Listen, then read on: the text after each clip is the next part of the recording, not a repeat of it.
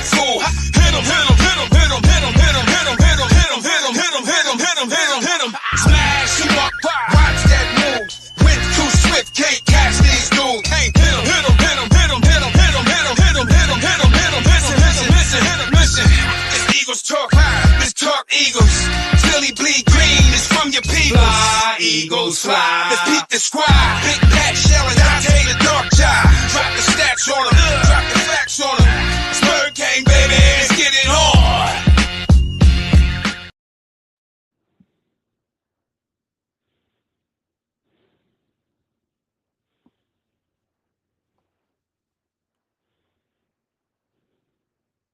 Yo, what up, Eagle Talk family?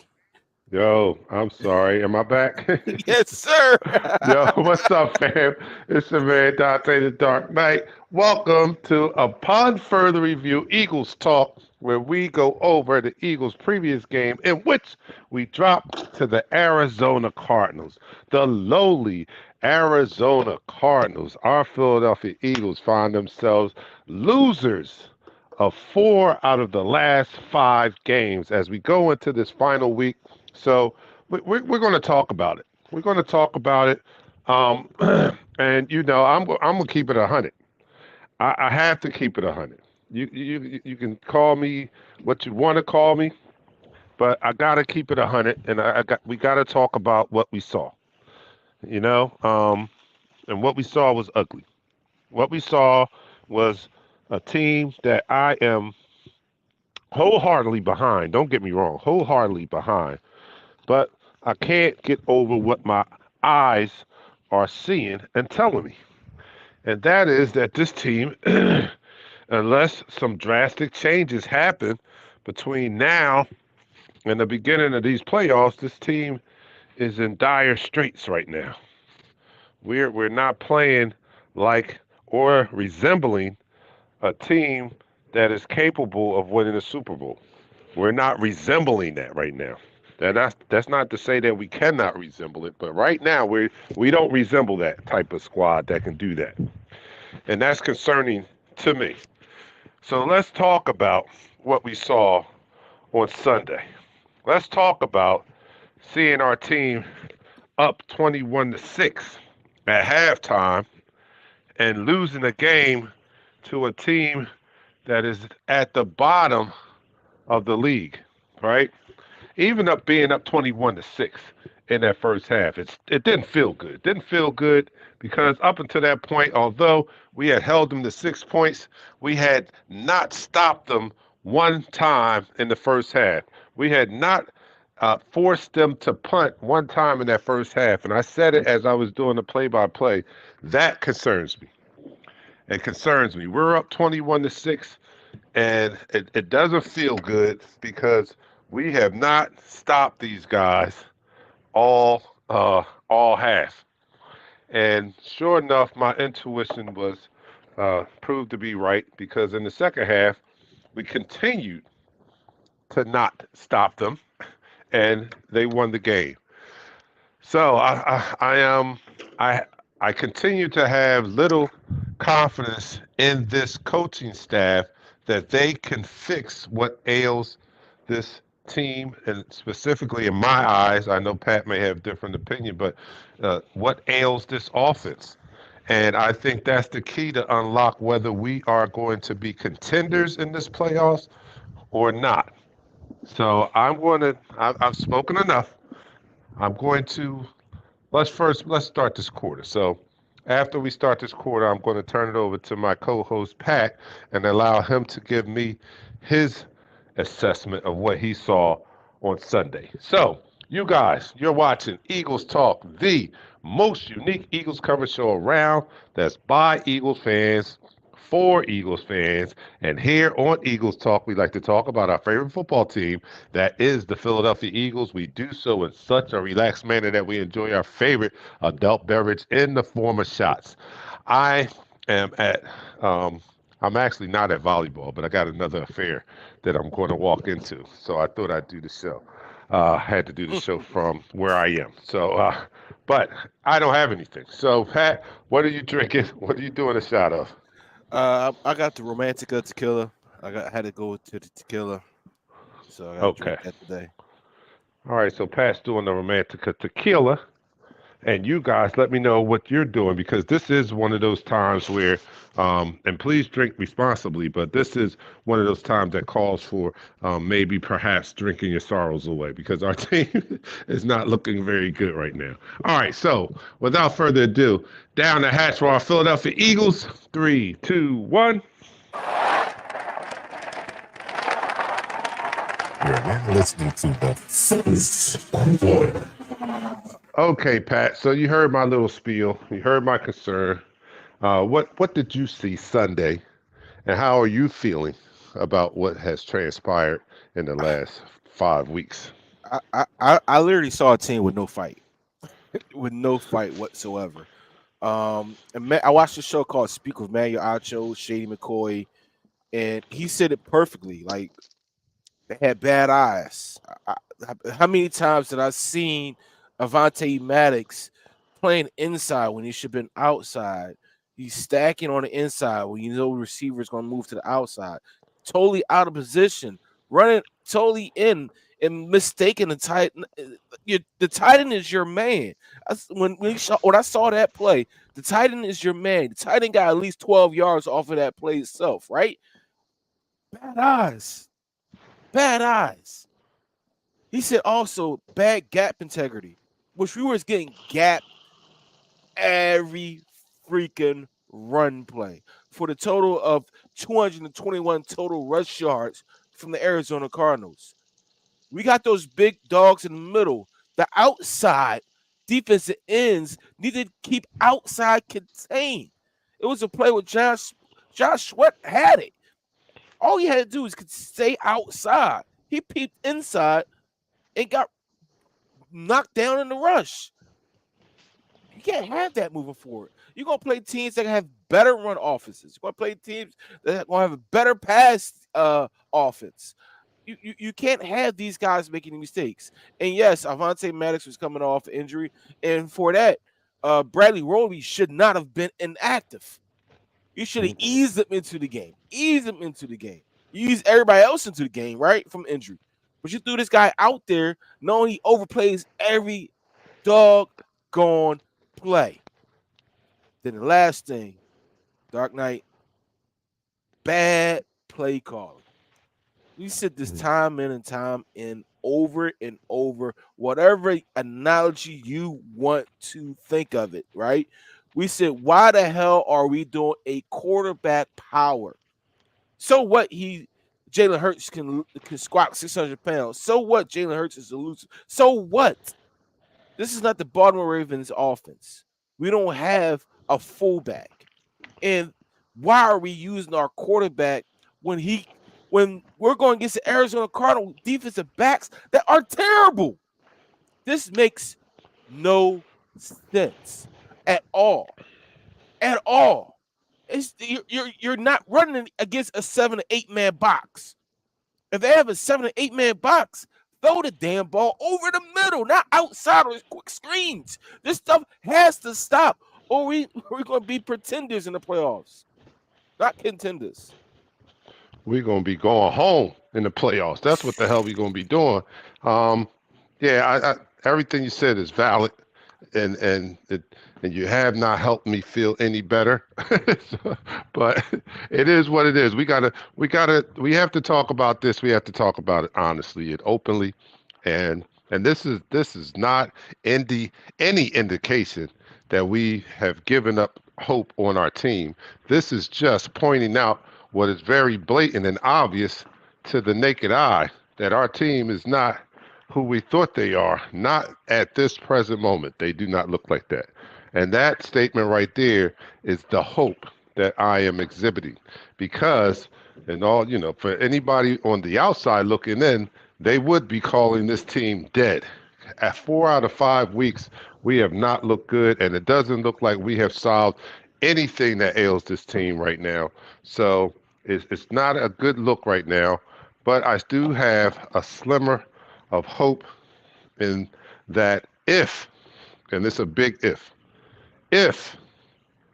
they can somehow solve what's going on with this offense And to me, and I don't get me wrong, defense has gaping holes also.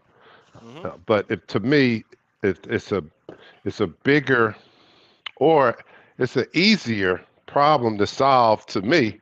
What's going on with the offense rather than what's going on with the defense. Now, don't get me wrong; they both need to improve drastically, right? But Hmm. get my thinking here. My thinking is the offense is chock full of talent. They are talented. The only thing lacking is scheme and play calling. I'll put a little bit of the blame. I'll put a small percentage of the blame on player play, right? But the bulk of it is scheme and play calling, basically coaching. So if they can somehow solve that issue, this offense has all of the talent necessary to win a Super Bowl. Now it would be I would definitely have say like we have no hope if Jalen was hurt or AJ was hurt and Goddard. You know what I mean? Any one of our stars were not able to play, but that's not the case. We have a talented unit on offense, and all of them are healthy, save for Smitty. You know, but he may be ready for the playoffs. But otherwise, we're a relatively healthy unit on the offensive side of the ball, right? And this is the same unit, albeit I think it's even a more improved unit than it was last year when we had a very explosive offense. So, with that being said, if the coaching, if they can fix the scheming and the play calling and get their heads out of their asses, this offense can be explosive enough to make us contenders in this playoffs because it's no doubt that we're going to have to put up points if we're going to stand any chance in these playoffs. We're going to have to put up points because if this defense doesn't improve, you see that we're not stopping a lot of people.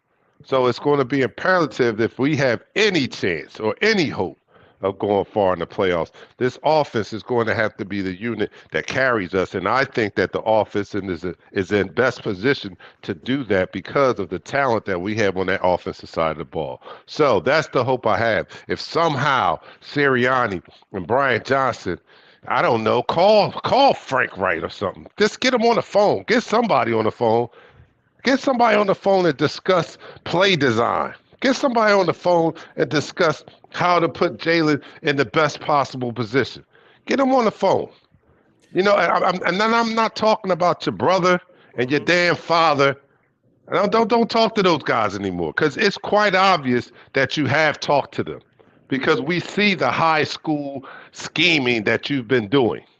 So don't get your dad on the phone. Don't get your brother on the phone. Get Frank Wright on the phone. Get a more experienced NFL Get an offensive adult. mind on the phone. Get A an Adult. adult in the room. Get Yes. the adult in the room. And talk to them. And let's try to solve that because that's our only hope. That's our only hope. Dark Knight, I listen. What you just said is hitting the nail right on the head. Like the thing about this offense, before a couple weeks ago, I said the players they got to come make the plays. The ball hit your hand, you got to catch it. You got to force that block. You got to make that tackle. You got to do this. You got to do that. But after looking at this game, it's the same thing we talked about a few weeks ago when we lost to the 49ers. There's no it's cookie color. It's basic. It's dookie. It's no crossing routes. When the last regime that we had, they had a crossing route down the middle of the field where receivers got so close to each other they tap hands, right?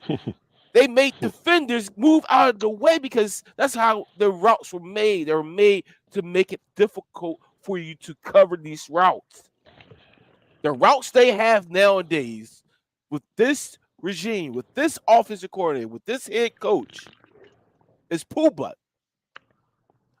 A simple cover three would dominate this freaking offense, and that should never be a case.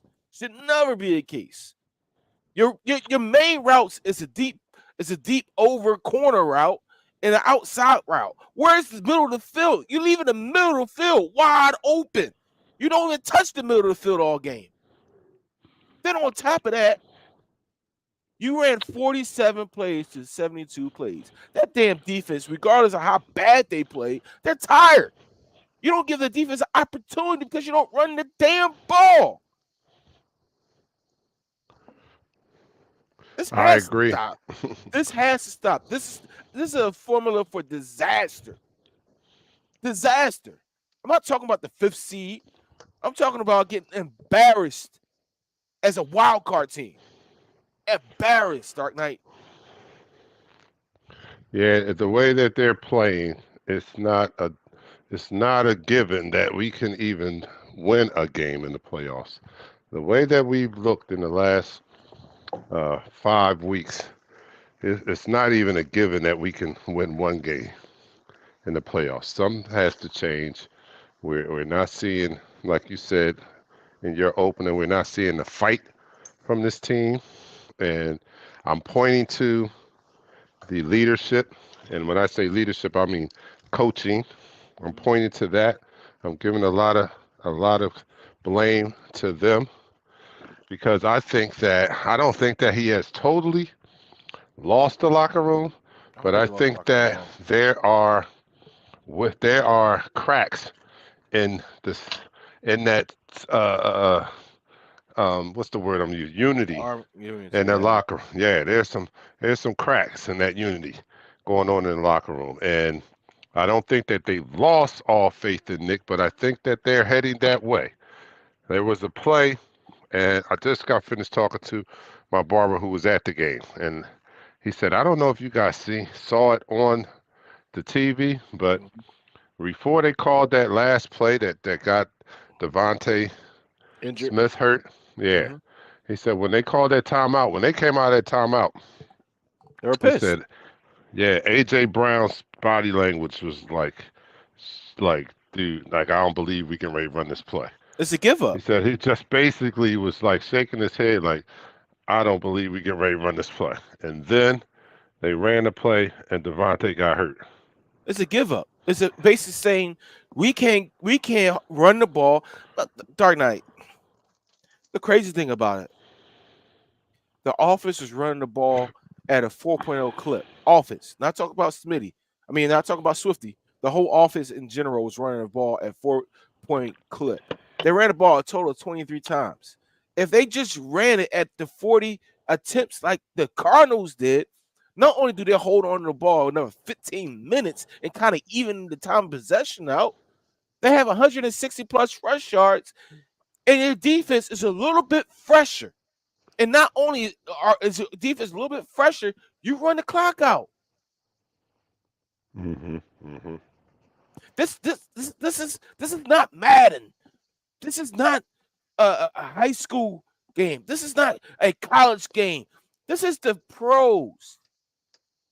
If you cannot understand the simple intricacies, the simple concepts of what we need to do to win this game at 21-6, it's called kill the clock. Something's wrong with you. Yeah, and definitely we know that there's something wrong with this team right now. Let me go to the comments. I know you guys are just as upset as we are. So, damn, I can't even see the first person in the Let me room. get you. Let me get you. Let me get you. All right. First person in the room goes to Jeremy Smith on YouTube. He said, "Go Birds." What's up, Jeremy? Thanks for tuning in. Make sure you hit that subscribe button if you're following on YouTube. Dion Jones is second. He says, yo, what's up, Dion? Jeremy didn't Third went person on. in this room. He didn't went on Facebook and said the same thing. Oh, go Bird. Oh, that's uh, JT. yeah, JT. JT. Yep. Richard Layton, Eagles family. What up? What's up, Richard? We got some more comments. BJ. When I look at Brian Johnson is safe, but the defense, everyone goes back to the Joe Banner philosophy approach. Sturdy. You're not getting resigned. I kind of agree with that. I'm not gonna hold you up. That was kind of yeah, that's probably good. John T. Batista, you know what he say, Dark Knight. South Carolina Bird game checking in. Yeah, no doubt. We appreciate everybody that's following, and make sure you tell your friends. Let me get this little praise report. Mhm. So, I go back to work. I was off all last week on my Christmas vacation, per usual, and I'm sitting in the office, and a coworker comes in, and he's like, Dante. Now, this guy is a Cowboys fan. We always Um, go at it. Comes into my office. Dante, I had to come in here, and I'm like, oh man, he get ready to give it to me, about to give me the business. mhm. I said, man, I don't want to hear it. He says, no, I tuned in to your podcast. Oh my God, it is so good. So he said, I don't know why I haven't watched it before, but your podcast is so good. It is so entertaining. You guys do a great job. And so again, I don't know how to take praise from my enemies. I don't know how to take it. This is just too much. Our highest rated show this year was after we played the post game after we played the 49ers. 10,000 views. And about 75% of those were 49ers fans, and they were praising the job that Pat and I did. So I don't know how to receive this praise from our enemies. But I just wanted to report that we had another fan who gave us a big shout out on the job that we do on Eagles Talk. So I did thank him and the such. But yeah, it's kind of bittersweet. I'm getting the praise and I'm getting it from freaking teams that I don't like. But I do appreciate it. I do appreciate it. All right, so um, yeah, we got big problems. We have big problems coming up, and I don't think we're going to talk a little bit about. We're going to go into the second quarter, but we're in the second quarter. I want to talk a little bit about the locker room atmosphere, and we'll touch a little bit on AJ's press conference yesterday, and him finally speaking to the press after a few weeks of not talking to anybody. So let's end this quarter. And that's the end of the quarter. All right, so you are listening, watching, whatever, to Eagles Talk, the number one Eagles coverage show on Facebook that's by Eagles fans for Eagles fans. And here on Eagles Talk, we like to talk about our favorite football team, that is the Philadelphia Eagles. Ooh, losers of 4 out of the last 5 Philadelphia Eagles. And we do so in such a relaxed manner that we enjoy our favorite adult beverage in the form of shots. I am, although you can't see me, I'm sipping on my Monster Rehab Peach Tea, and Pat is doing the tequila. You guys, let me know what you're doing out there as we continue the discussion on our Philadelphia Eagles. Whatever you do, make sure you drink responsibly. So, here we go to our Philadelphia Eagles down the hatch. 3, 2, 1. You're now listening to the second quarter. All right. So, I touched a little bit on it in the first quarter about the possibility of Nick Sirianni losing the faith of his players. Now, everybody's saying the right things when you listen to the press conference and what they're saying to the press. There's no way you come out and say you don't have your coaches back, right? So we're getting all of that. We're getting all the company talk, and we even got a glowing endorsement from someone we haven't heard from in the press in the last couple of weeks, and that was one AJ Brown who finally broke his silence Mhm. yesterday and talked to the press yesterday. And my opinion on that, and he praised the coaches and reiterated the fact that the team, and at least he has the coaches back, right? And my take on the whole thing was, number one, it was needed. They needed their leader to talk to the press because uh, without hearing from him, there was a whole lot of speculation on how he was feeling, that he was mad at the coaches and things of that sort. And that was all speculation because we hadn't heard from AJ himself. Mm-hmm. We didn't have anything else to go on, so everybody was just speculating and reading between the lines, his body language and things like that. So he finally comes out and he puts all that to rest. My opinion on it was that it was a very admirable performance. That's what I'm saying. It was a very admirable performance. Number one, I think that he was urged to go speak to the press.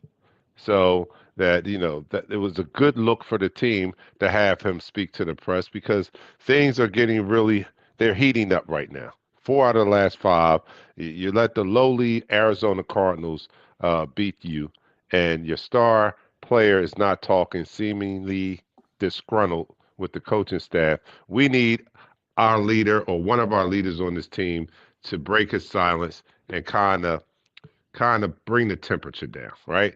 And that's what he did. And I think it was admirable. He talked about being accountable, him and his teammates being accountable for needing to play better. And like I said, I give a small percentage of blame to those guys. Yes, they need to play at a higher level. But I give a majority of the blame to the coaches and that leadership, right? So he said the right things there. He also said the right things in having the back of his coaching staff, Mm-hmm. showing a lot of confidence in Nick Sirianni and Brian Johnson and the such. Now that's where I say the performance was admirable because I don't think they deserve as much praise as he gave them. But I get it. I get it. He has to do that. What else is he supposed to say? He was there to bring the temperature down, and a part of that job was to show confidence in his coaches, which he did. He I did. don't believe He it. did. You know what? Listen, he didn't pull a TO Dark Knight, right? He Hmm. didn't pull a TO where all the Marcus Hayes of the world. Yes, I'm calling out these commentators. I'm sorry, I call them out. These guys in the media is saying that he's the cancer. He's the TO. He needs to go. They fail to realize we had years of just Greg Ward, and Travis Fulgham as our leading receivers. Like, all right. Sometimes you get defensive receivers that they're frustrated, they're pissed off. It's not necessarily an indictment on that player. That player plays with his heart. He leaves everything on that field. Everything on that field. And sometimes it comes off that way, right? Hmm. It comes off like, oh, he's a cancer. How can you decipher that he's cancer? Because he didn't want to talk to the media. The media, the one that always take things and twist it around, right? The media that always, when you give them an inch, they go a yard and they ruin things. Prime example, back in early 2000s, we had an opportunity to get Tracy McGrady. And your boy Howard asking, no, Stephen Smith jumped the gun. Hmm. So they reneged on a trade. That's why the media has always been a a a a, a little cancer to the players because they never give the full truth. There are a few media publicists and columnists that tell you the truth, that go to the player, that give you the proper information. But that's a very few in between. AJ being frustrated, like he said, his grandmama already told him, when you don't have something good to say, don't say it at all. Because Yeah. believe it, he might have said, you know what? I'm pissed off with the play calling. I'm pissed off with my ability not making that catch. I'm pissed off because I know Devontae is pissed off for him not making that catch or us running the wrong routes. He might have spilled all those beans. We don't need that right now. What we need is what they used to call come to Jesus moment, where all these players sit they behind down, look themselves in the eye, and say, you know what? If the coach is not going to do it, we're talented enough to take this damn game over and do it a damn self. Listen, I never played on the NFL level. Never got close. The closest I've got is semi-pro and 2 practice in college. That's it. It's nowhere close to what they're going through. But at one point in time, with this semi-pro team, with 90% of the roster play 3 years of college football or more, They said these coaches don't know what the hell they're doing in defense. We're calling our own defense. And what we do, we call it our own defense because we understand the flow of the game. Sometimes as a leader, it doesn't mean you define the coaches, but you see something different. Jalen Hurts should have understood that running this quarterback's power play is not going to be efficient. Running this this this quick screen to the wide receiver is not going to be efficient. The greats in our game get these play calls and they change it, right? Mm-hmm. Aaron Rodgers. We always talk about Aaron Rodgers. For the longest, we talked about Ben Roethlisberger. You go to the Brett Favres, even the Donovan Nabs. They changed the calls. They changed the damn calls because they know it's not going to be successful. That's called understanding the flow of the game. And it's damn time for these players. As much as scrutiny we can give to these damn head coach, the head coach and all these coordinators, because we're going to give them all the scrutiny and tell them they don't need to be here. It's time for these players to step up too. I agree. It is time for the players to step up.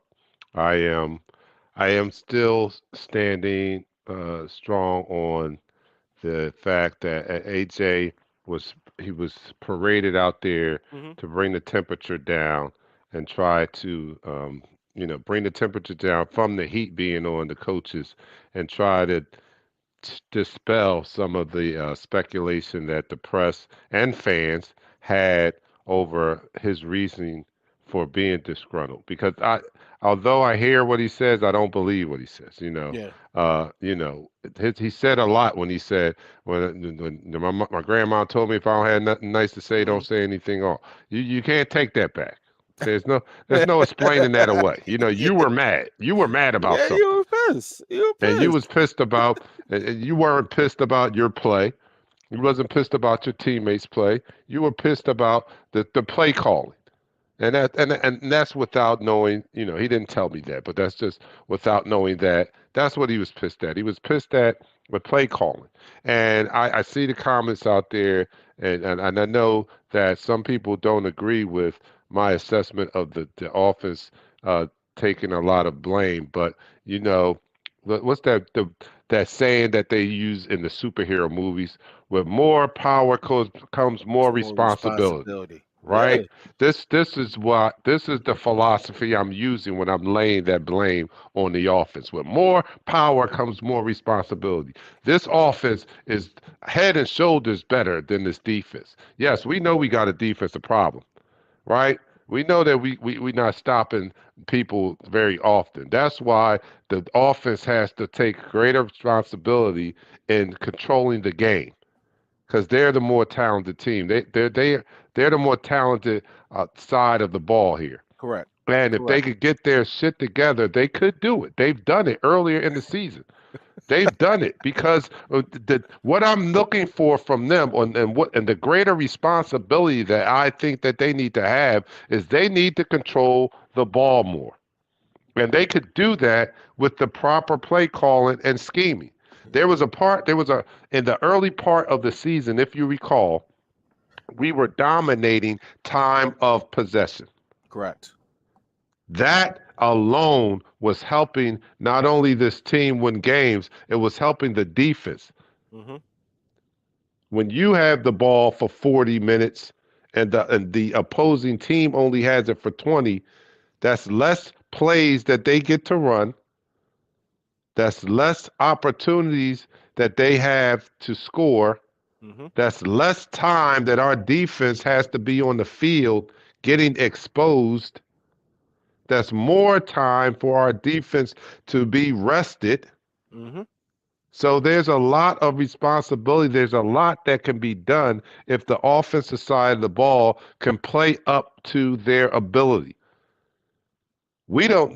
The defense is possibly playing up to their ability. This may be the best that we've got on defense. I don't think Our so. linebackers suck. I don't think so. I really don't think so. I don't think we're getting no more out of those linebackers, and that's a big Achilles heel. We're not getting anything out of them. I think We Zach, might have more talent. We I may think have Zach, more talent. but I'm sorry. All right. I think we might have, I think we have more talent along the front five, Mhm. but they're not getting there. They're not getting there. But one thing I have no doubts about, we could argue over the defense, but one thing I have no doubts about is the amount of talent that we have on that offensive side of the ball and how, and if anybody questions what I'm saying, answer me this question, right? Mhm. Who do you think is underperforming more? The offense by not performing up to their ability or the defense? Um, that's a two-part answer. I'll give Mhm. it to you right now. So the reason why I say I can give that to you right now, uh, let's look back at that game in that first quarter, right? If not for that interception, that pick six, we're down 7-0 because our offense was Right, poop, but in that first quarter. right. The Hmm. second quarter, they came alive because we got some timely big plays by our special teams, right? Um, Hmm. the fact of the matter is we're so talented on offense that we're reserved to not use a strategy to be better than the opposite team that we're playing. A strategy where we don't just try to look for the deep pass every single down. The strategy Exactly. with the strategy we need to employ on offense, it's a methodical strategy where we march down the field, where we run the Right, ball, we run the ball, we hit a little tight end pop pass here. We get down to the field. We run the ball. We don't hmm, look for the deep pass on first down or second down. We look for the crossers. We look for the deep crossers here and there, and we run the ball. That's a philosophy for winning a football game with the Philadelphia Eagles and the talent that we have. For the defense, it's not dropping your best pass rusher into coverage. Let your damn pass rusher rush. right. What's successful for us, and we already seen it last year, was that five-man defensive front, two Hmm. linebackers, four D backs. That was Hmm. successful for us. Hmm. Why the hell are we going to this true kind of 3-4 where you don't have the real outside linebackers that understand their responsibilities in their roles when they drop back? That's like when we put Brandon Graham on the outside as outside linebacker in that Chip Kelly defense, and Ted told him we got you gotta cover this wide receiver. That makes absolutely no sense. All right, we gotta Hmm. stop this. It's third down and 4. The philosophy is play zone right now. What the hell's wrong with you? It's third down and 4. You play man, you bring an extra rusher. You make the quarterback make a quick decision and you get a Exactly. turnover. All right? And You don't just give them all these open zones to complete a 6-yard pass where they never punted the Arizona Cardinals never punted the ball. And that's and if you didn't understand, that's the Arizona Cardinals once again. Arizona Cardinals. What We did I didn't say? say no. I'm just saying. I'm just Oh, letting yeah. letting everybody know. You said it right. I don't want people to misunderstand. You didn't mishear that. We're talking about the Arizona Cardinals did not punt the ball one time against our Philadelphia Eagles. Yeah, you heard it right. He didn't say he. I know you're probably thinking, no, he must have meant the 49ers. Oh no, or he must have meant the Ravens, Mm. or he must have meant another explosive offensive team. No, he's right. There was the Arizona Cardinals that did not punt the ball one time against this defense. Yes, I'm with Seth Joyner in agreement with what he says about this defense is so confused. They don't even know where they're supposed to be. They don't know their assignments. It's just as bad play calling on the defensive side of the ball as it is on the offensive side of the ball. And I totally agree with Terrible your eye. assessment. Correct. I just got finished talking, just got out of just came from the barbershop. You know, that's where we do most of our brainstorming and scheming. You know what I mean? Matter of fact, maybe Nick Sirianni needs to go to the barbershop and hang out in the barbershop. We have a lot of great offensive schemes in the barbershop. You just need to take your little Microsoft Surface, go into the barbershop and let these guys give you some plays. I know, I'm sure Dion might be in the barbershop. I know Bill Kroll will hang out in the barbershop. Tony Byrne is in the barbershop. Go to the barbershop and listen to what we have to say. But anyway, I'm in the barbershop and I'm echoing exactly what you're saying, Pat. Our path to being successful, not only on offense, but it will help the whole team again, is to methodically move the ball down the field. Run the ball. Move it methodically. We're not in any hurry to score. We just have to score, right? So let's take advantage of running the ball, shortening the game. It doesn't have to be a big strike here and there. As a matter of fact, I'm telling you, their play calling is reminiscent to a 10-year-old playing Madden. You know what I mean? Like it's so predictable. They're going for the big strike almost every time. They're running these longer patterns that take a long Mhm. time to develop because they're looking for the 20, 30-yard pickup. Take what they give you. Take the Correct. underneath things. Correct. It's all about that the yardage is it doesn't it do- there's no extra points for accumulating that yardage in a short period of time Hmm. or in chunks. If it's first and I mean if we got 80 yards to go to a touchdown, there's no extra points in getting it in 3 plays or 10 plays. But what Let's would get it. benefit us is to get it in 10 to 14 plays. That would Yes. benefit us. We don't need the big strike all the time. So I definitely agree. That is our path to being successful. It worked earlier in the season. I think it will work. It would work now if you guys can draw up some creative plays and not be so predictable like a 10-year-old playing Madden. I mean, it's just an embarrassment when you see the clip of CMC, Christian McCaffrey, on with the Manning brothers, calling out our plays. That is embarrassing. It is. That shows you the depth of how simplistic the play design is, or more importantly, how simplistic your mindset or your philosophy on how to run the offense. When somebody from the opposing team can sit up in the booth with two other players and call out the next 3 plays and you run them, dude, we got a problem. A huge problem. Dark Knight. That. I mean, listen. It's some players that know football and they can do that. Um, but when the average Joe, and I call myself the average Joe, I'm not. Listen, I haven't played football in over 10 years. Well, has it been 10 years? Sheesh. Yeah. Hey. Oh. I haven't played. I haven't been on a football field in 10 years with cleats on running. Um, and the fact of the matter is, you don't make teams pay, right? You don't. Last year we played a game against I think the Packers. I know Jalen Hurts had like a 170 yards rushing, but we dominated time of possession. The week after that, we played another team. We still dominated time possession, right? We were unpredictable in certain situations where they didn't know who was going to run the ball, pass the ball. They couldn't put 8 men in the box. They couldn't put 7 men in the box. We were running combination routes. Combination routes. I haven't seen a combination route this year. The wide receiver screen wasn't a big thing last year. The tight I end, the, know. the screen to the tight end was the most effective thing we had under our belt until Dallas Goedert got injured.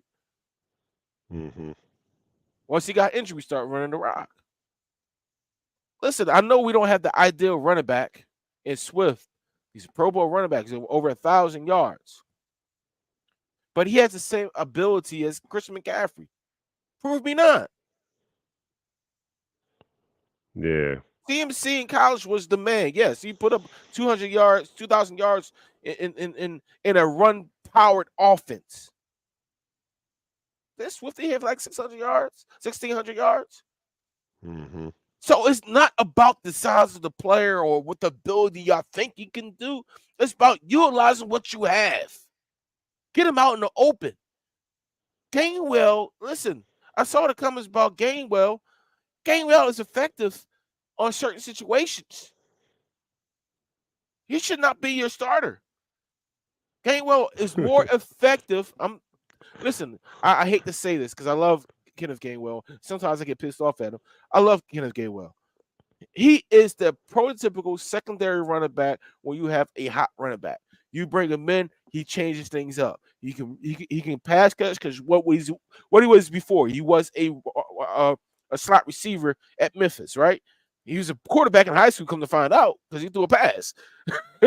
So he can do different things for you.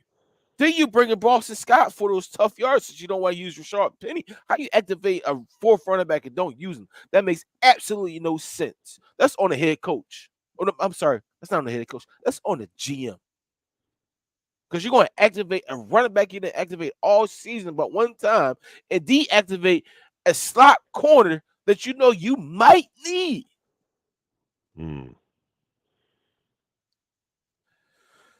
All right, so some of the comments in here,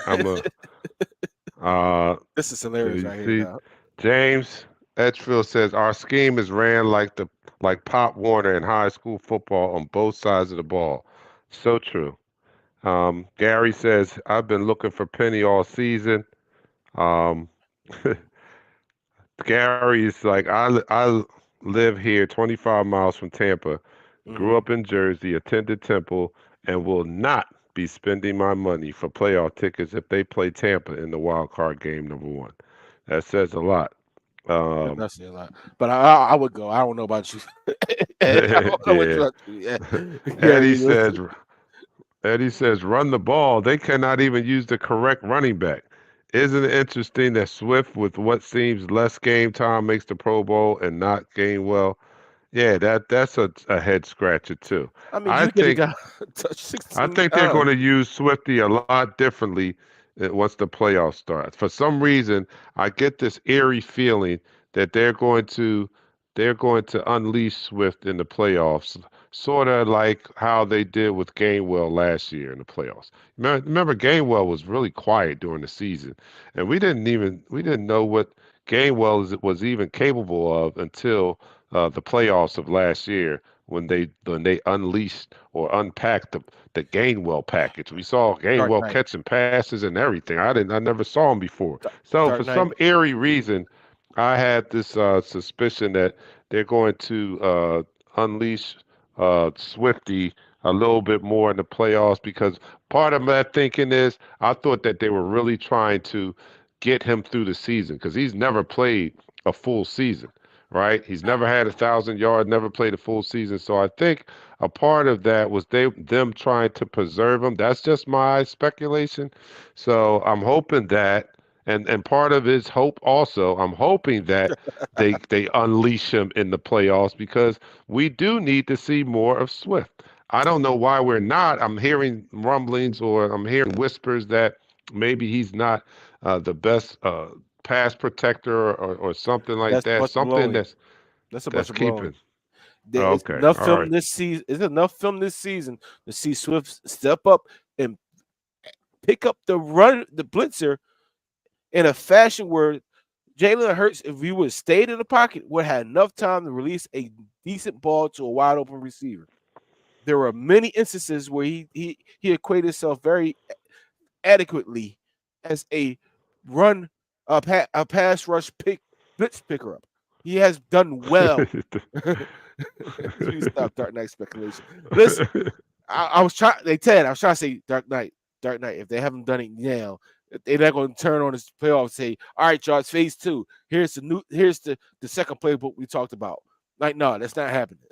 What we see this season is what we get, yo. And if that happens, listen, I drink a whole bottle. I'm not gonna drink a whole bottle. Well, we didn't see. Now, I am not making up. This is not speculation when I talk about the Gainwell package that No, they you're right. unleashed. You're right. Yeah, You're That right. that was absolutely true. We didn't see any of that during the regular season, and when the playoffs came last year, we had a Gainwell package. Gainwell was featured in the backfield, and so why not? I mean, we have an adolescent minded coaching staff. If we Mhm. can all agree about that, right? So why wouldn't it make sense that they would do something as stupid as that with Swift?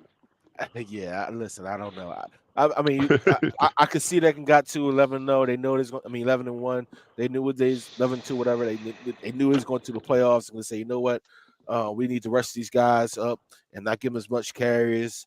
And maybe they say, you know, if we lose these games and we play a softer schedule because we're not going to get that number one because we lost the 49ers.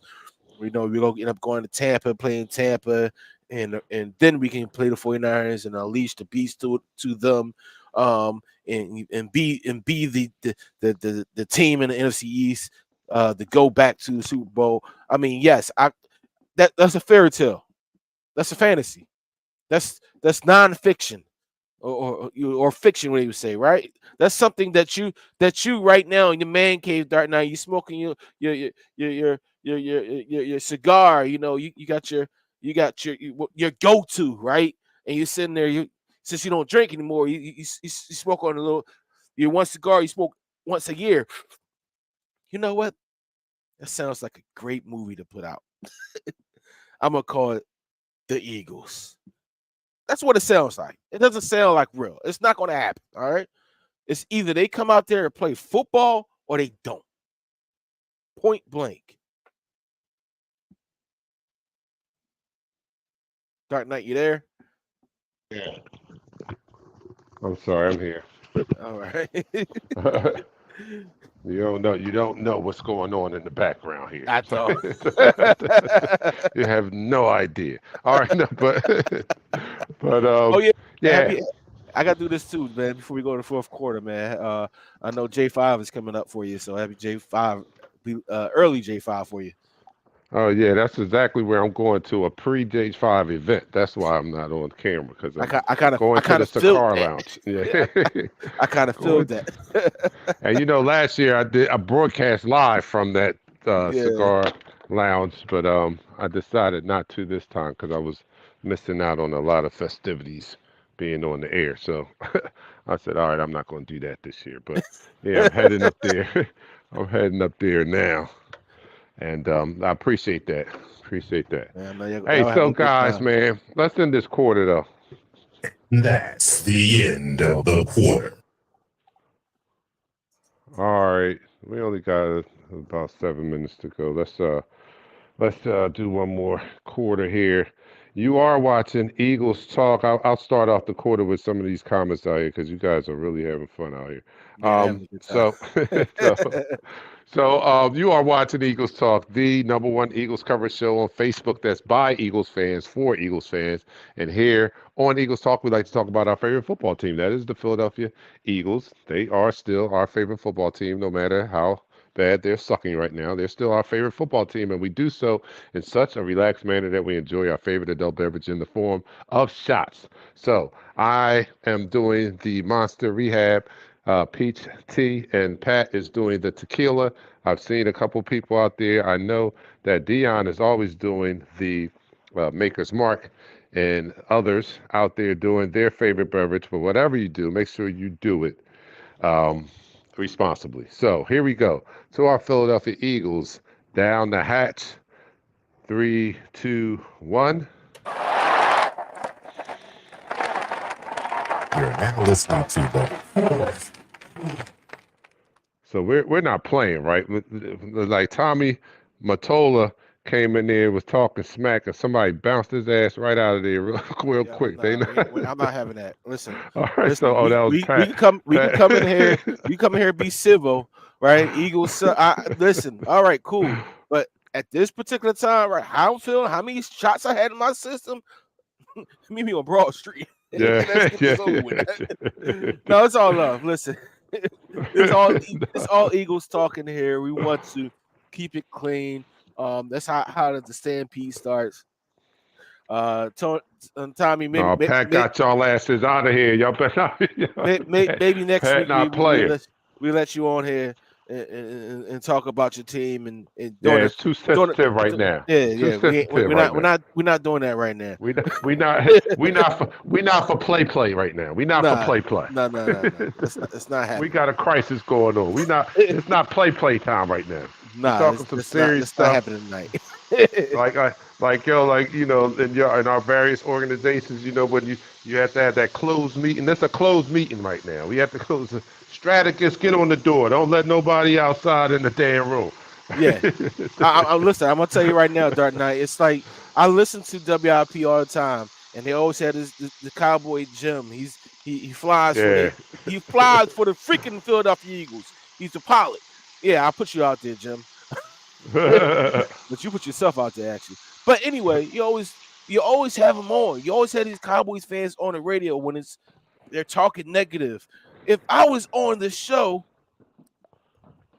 bye. It's no debate. It's no debating, right? Yeah. Once we get away from it being a good conversation to what it is right now, bye. Right. Yeah. Bye. We don't have time for that. We Positive talk Pat about is back. serious business right Positive now. Pat is back. We are talking about our team possibly not going to the Super Bowl. Do you understand how big that is to me?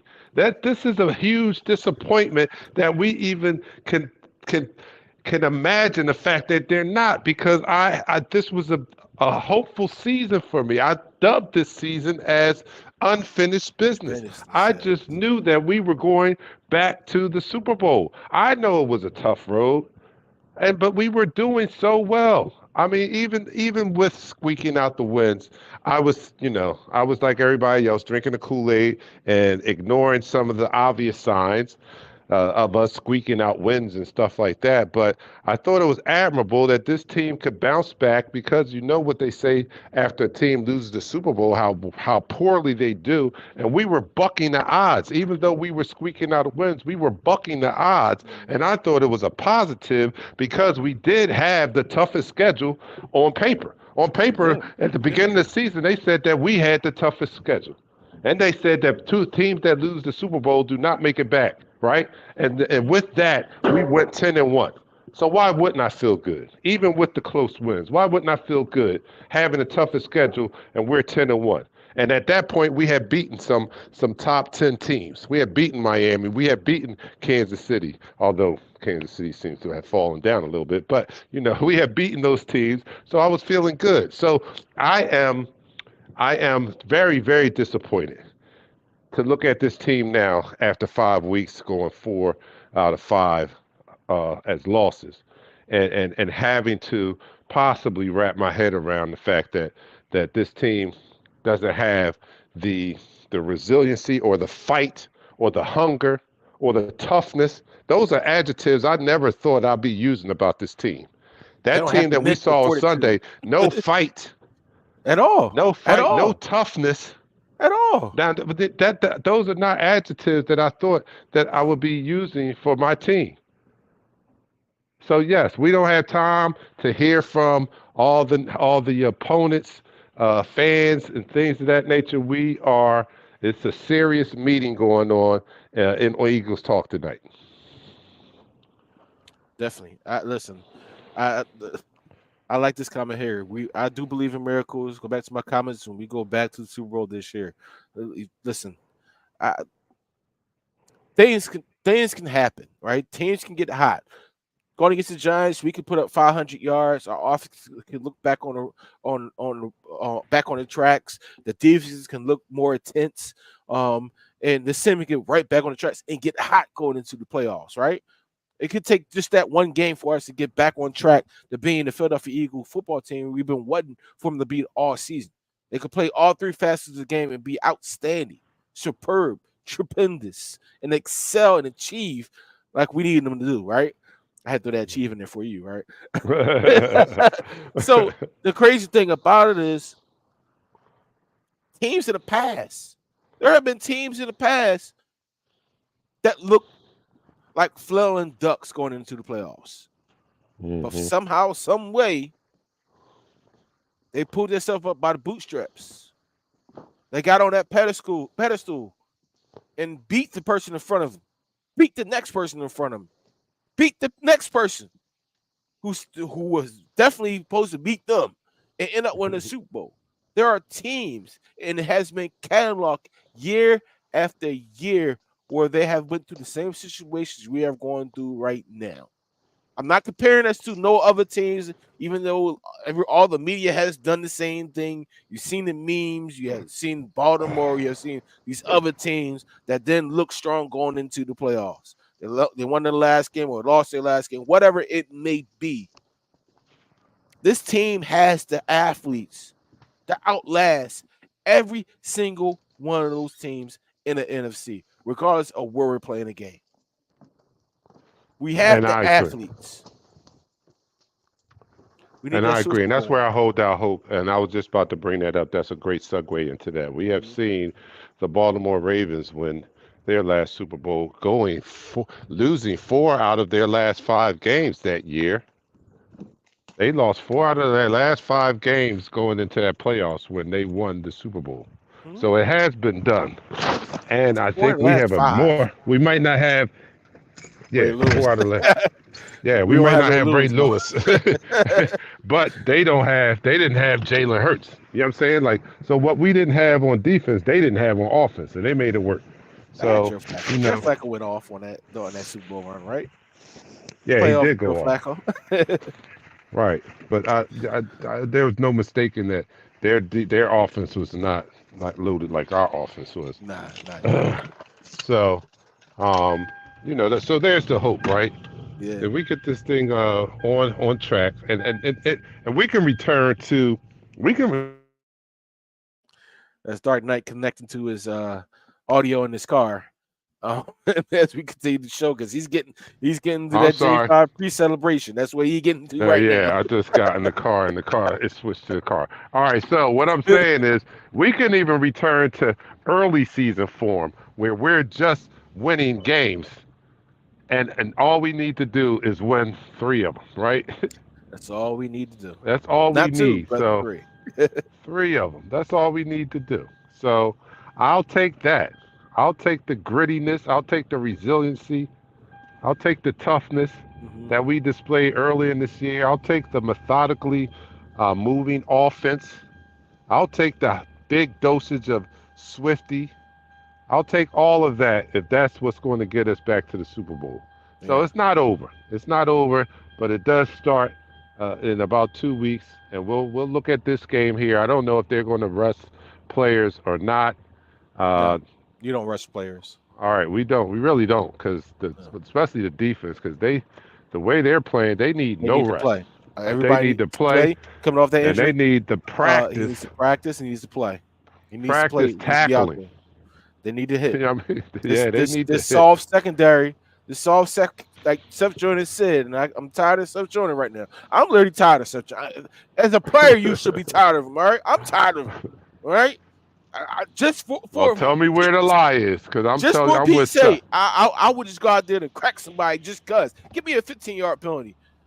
All right, Seth Jordan. This is why we can't hit like this no more. Yeah, no doubt. And I don't think that he's putting a lot of blame. I think he's putting a lot of blame on the coaching staff too, because I've Yeah, heard him talk this week, and yeah. he's just talking about, man, like this team is confused. Like you see, the players, the linebackers are confused in their assignments, Hmm. and there's no stunting along the front, along the defensive Correct. line. None of that. All that is scheme and coaching and stuff like that. Although, he also did say that the linebackers, they suck. They Yeah, suck. they're terrible. He said, The gap integrity, the gap filling, the understanding of leverage is terrible. Listen, Shaq Leonard will work well in a different type of defense when he's straight coming downhill. This one, he's not going to thrive in if he doesn't turn it up. I'm being right. honest. Yeah. Zach Cunningham, because of his ability to run sideline to sideline, is literally our best linebacker, but he's been injured. When Right. he's on the Right. field, it gives the defense a little better linebacker play. Zach Right. Morrow, Right. I'm gonna tell you right now. This is Nicholas Morrow is the reason why they cut him. I mean, he Yeah, makes they was tackles, like he makes that. here and there, but there's a reason, and I see the reason why they cut him. Yeah. So I gotta say, man, it's time for these guys, though, regardless of my comments, regardless of your comments, and all the fans, it's time for everyone on that Philadelphia Eagles roster to step up. If you're playing special teams, either you're snapping the ball, holding the ball, you're the starting nose tackle Jordan Davis getting talked about by Baldy. Take those comments, take it personal, like Deion said, take it personal, right? Take it as an indictment that you're not stepping up to the plate. Jalen Carter. I mean, listen, they're saying you shouldn't be the rookie of the year, defensive rookie of the year. Take it up a notch. It's time for you to get yours. Right. Well, help Sweat, them out, sweat. I haven't defense. seen Help you. them out, Patricia. Let's run There some you go. stunts. Let's do something. Come on, man. We just rush. They just rushing 5 men straight ahead. Like, like 5 men straight ahead. No stunts and nothing. Nothing. Like, if that ain't the most high schoolist shit I've seen, what else is? We a Come whole on, hour in man. the first time he cussed. The whole hour in the No, first time that's he my cussed. second time. I got a curse. I got a curse monitor. But anyway, look, guys, we gonna get out of here. We gonna get out of here. You guys, make sure you come back on Sunday. We will be here, and we'll watch the game together. I'm still doing the play-by-play. People are tuning in and watching it with me, and we're enjoying the game. Hey, look, I do have to apologize for this, right? I was so I was falling asleep on the program Wow. on Sunday, right? And and, Wow. and you know that's me by myself. So there's no I can ill afford to fall asleep because there's nothing being said if I do so, right? So I apologize for that, but you know it was a long night. But come on back on Sunday. First of all, check us out an hour before kickoff for the Mhm. pregame show, Eagles Talk, and then watch the game with me. Watch it with Dark Knight as I do play-by-play for the Eagles versus the Giants. It looks like it might be a snowstorm. Wow, that'd be Nah, something to watch. it's not gonna be snowstorm. It's gonna be All right. flurries. Oh, flurries. Okay. All right. Well, Yeah. then come back and we'll watch the game together, man. You guys enjoy the rest of your weekend, and I will see you back here on Sunday. Same bat channel, same bat time. I'm your man, Dark Knight, for my co-host with the co-most, Pat, and Nichelle in her absence. We'll see you guys on Sunday. We're out. Peace. Peace. 5, 4, 3,